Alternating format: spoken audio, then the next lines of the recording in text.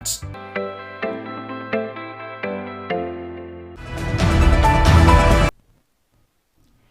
afternoon and welcome to TAS TV News. Thank you for tuning in at 3 p.m. It's on a Wednesday, 9 July 2025, and we are here to bring you the latest news from the country. I'm your host, Janet Lanoi, and here are our top stories. Tension is mounting in the health sector following a shocking attack on Kitengela Sub-County Hospital during recent Sabasaba protests. Medical workers are now threatening to withdraw their services, citing safety concerns and lack of protection from authorities. Our reporter, following a serious attack on Kitengela Sub-County Hospital on Monday, July 7, 2025, Kenya medics are threatening to withdraw services nationwide due to concerns for their safety. During recent Sabasaba protests, over 100 armed individuals entered the hospital, harassing healthcare workers, traumatizing the patients. Nilichukua mtoto mbio kwa choo, tukajifungia huko, wengine walisimama, tukafunga milango na madirisha. Niliingia chini ya kitanda na mtoto wangu. Sikulala vizuri juu hata pressure ilipanda juu. Nilikuwa na mshtuko kubwa. Pia hata watoto wetu walishtuka sana. And caused major damages, even interrupting a C-section and vandalizing the operating room. Wameharibu vitu, wameng'oa oxygen machine, wameharibu cardiac monitors machine, wameharibu vitu vitanda, wameng'oa curtains, wamevuta chini, wameangusha, wamegonga mlango ya casualty, wamepasua, wamegonga huko kwa reception registry, wameanza kuchoma nje. So it's just like now a whole confusion, and then the patients still wameketi, or they don't know where to go because they can't run. 4 patients with gunshot wounds were admitted, and a 21-year-old protester was brought in after being fatally shot. The guy was bleeding so badly. There were 2 doctors. One doctor had to move from the theater table where they were doing a cesarean section to attend to this other guy who was bleeding. So they had to suture the guy, and after the guy being sutured, they had to add to donate. He needed blood also because he had lost so much blood. My members, who are medical laboratory officers, were cross-matching blood for him because he had bled so much and he had to be transfused. As they were doing that, the goons attacked the lab first. There's a broken window there. They had different demands. Kuna wenye wanasema tutolewe bullet tuende nayo police station. Kuna wanasema tunataka kurudi na mwili police station. Madaktari, according to our protocol, is once the patient ameletwa is brought in dead in the facility, what we do, they need an OB number, and then after that, of course, now we need to take the body to mortuary so that they are able to be admitted in the mortuary. So at this point in time, then we are not capable of doing that. The Kenya Union of Clinic Officers and other health unions have condemned the incident as an acceptable violation of a healthcare facility. You know, it's very insensible, it is detestable and very unfortunate that any Kenyan would want to harm the people that they are going to run to so that their life can be saved. We are blaming the government because we have called on them several times. In response, the unions are demanding immediate and strong protection for all healthcare facilities. Any time that we are having such demonstrations, that we are saying that the environment is not conducive and not secure, we shall be invoking Section 14 of the OSH Act. We will be withdrawing our health workers from those facilities until their safety is guaranteed. Government must take measures to provide security in all facilities where services must be given, because we are neutral. We are not pro anyone.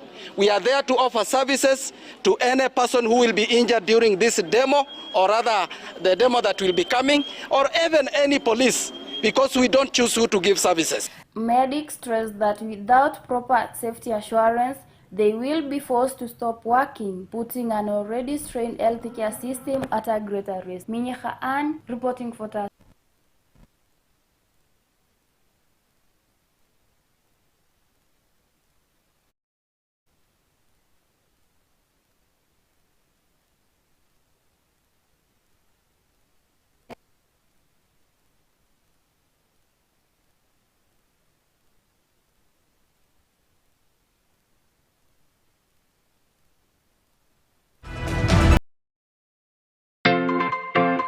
To learn German, TAS College is the perfect place to start. Grab a partial scholarship opportunity in German language beginner course today and unlock new opportunities to work abroad. Guten Morgen. Good morning. Guten Tag. Good afternoon. Guten Abend. Good evening. These are some of the words that you will be learning in our school.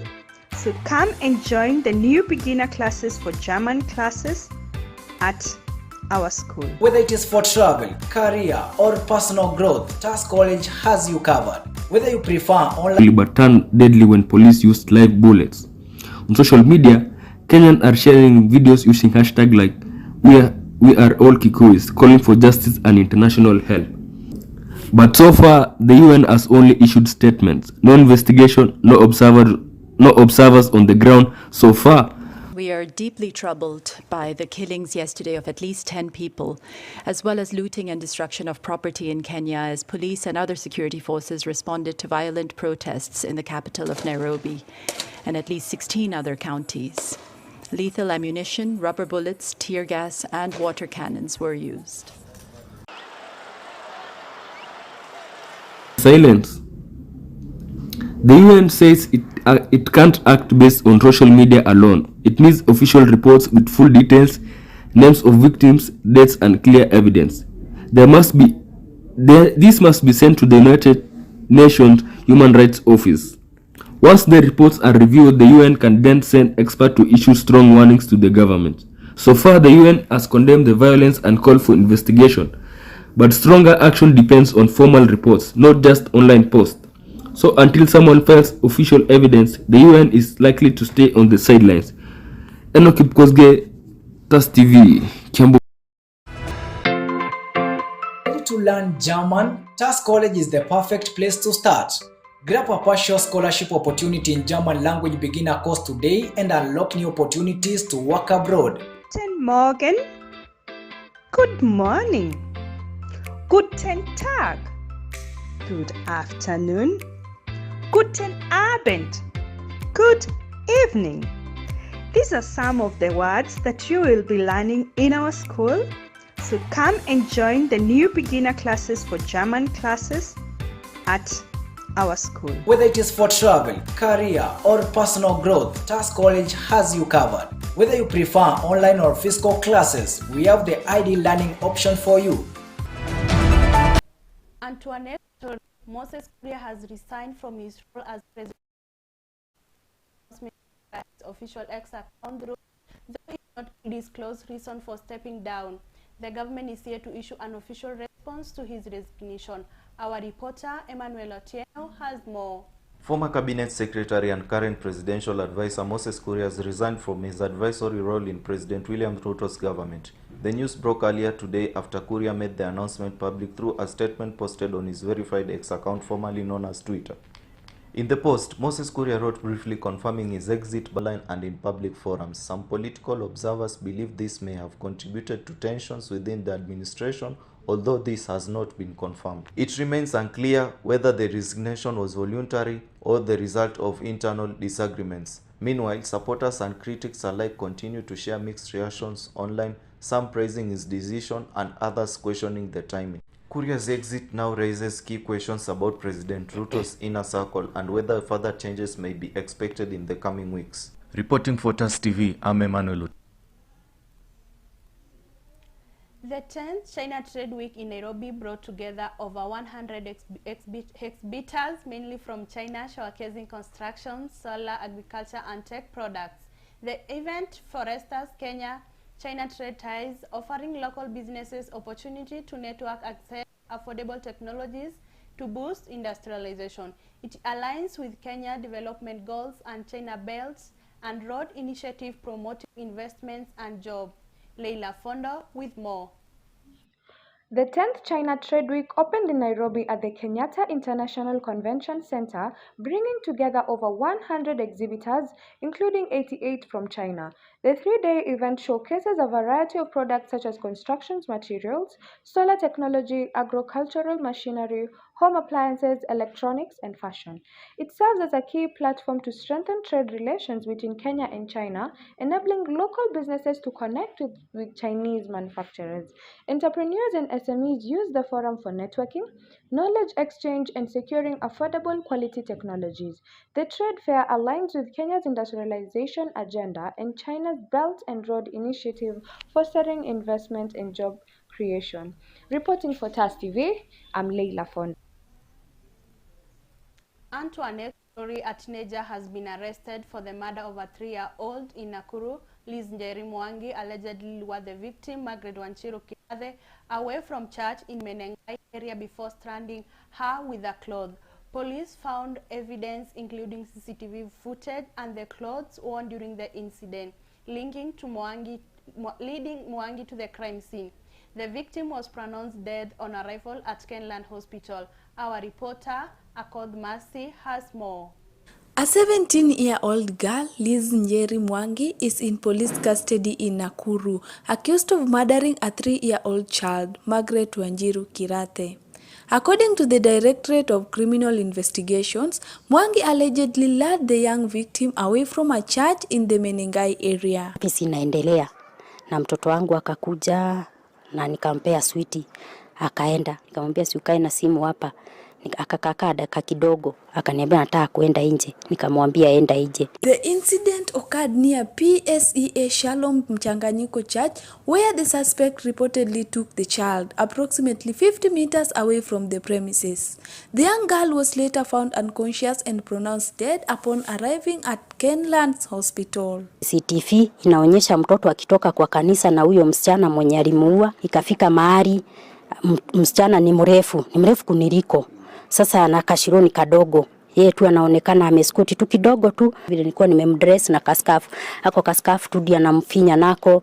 Mtoto ana struggle kiasi na anaanguka. Huyu msichana anaangalia mtoto anaona kweli amekufa. Lakini kwa mafikirio yangu nafikiria hawa wasichana ni wale wanakuwa possessed. Sababu kuua mtu kama ni mtu ambaye alikuwa ni ile mtu unamokuua mtu, wewe huwa mtu unarudi hapo kwa kanisa. Uwezi huwa mtu ambaye ni kitendo unaitaka capital offense na uende ukae nyumbani tu. Police say Mwangi was arrested after a thorough investigation and crucial evidence was recovered. CCTV footage linked the suspect to the crime scene and the clothes she wore during the incident, along with the piece of cloth used to commit the crime, were found in her possession. Atachunguzwa na atapelekwa mpaka hospitali tujue the state of mind.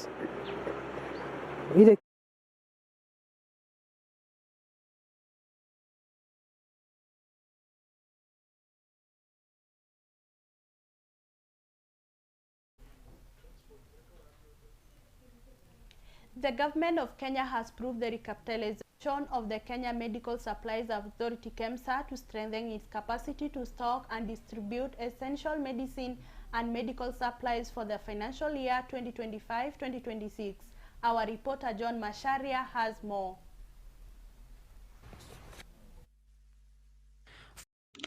Financial difficulties at the Kenya Medical Supply Authority has led to a period of challenges, key among them being an inability to procure essential health products and technologies. Speaking at the Halfway House in Nairobi County during a media briefing on the ongoing rollout of Tafikia, the Health Cabinet Secretary Adedwal said comprehensive reforms plans are underway at the Kenya Medical Supply Authority KEMSA to ensure drugs are available across all the public health facilities in the country.